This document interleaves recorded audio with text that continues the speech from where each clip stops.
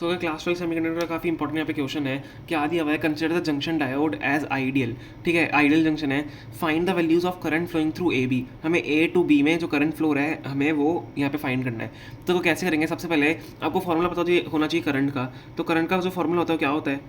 Current का formula क्या होता है? Voltage upon resistance. आपने पढ़ा होगा ना, I equal to V by R होता है। I equal to V by R, तो ये सेम ही चीज़ है। Current equal to voltage upon resistance होता है।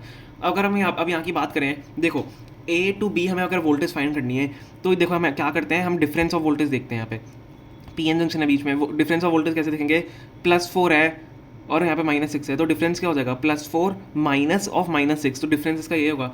तो अगर हमें वोल्टेज कैलकुलेट करनी है तो हम डिफरेंस देखते हैं। देखो +4 माइनस ऑफ -6, तो ये क्या हो गया? डिफरेंस निकाल रहे हैं हम। डिफरेंस मतलब माइनस करना होता है। ठीक है, तो हम यहाँ पे डिफरेंस निकालेंगे तो क्या हो जाएगा? +4 + 6 हो जाएगा, which is equal to +10 volt.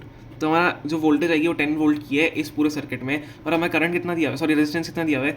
हमें रेजिस्टेंस हमें दिया हुआ है 1 किलो ओम, 1 किलो ओम है। तो रेजिस्टेंस अगर की मैं बात करूँ तो 1 किलो ओम कितना होता है?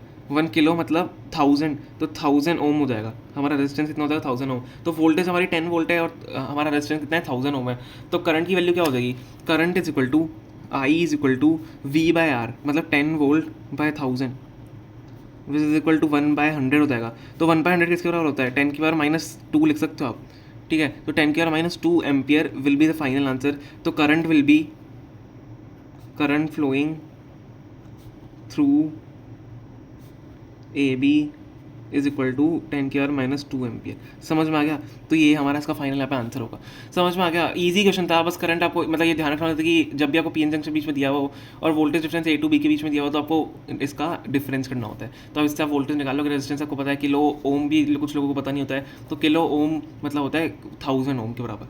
समझ में आ गया? तो यही हमारा इसका आंसर होगा।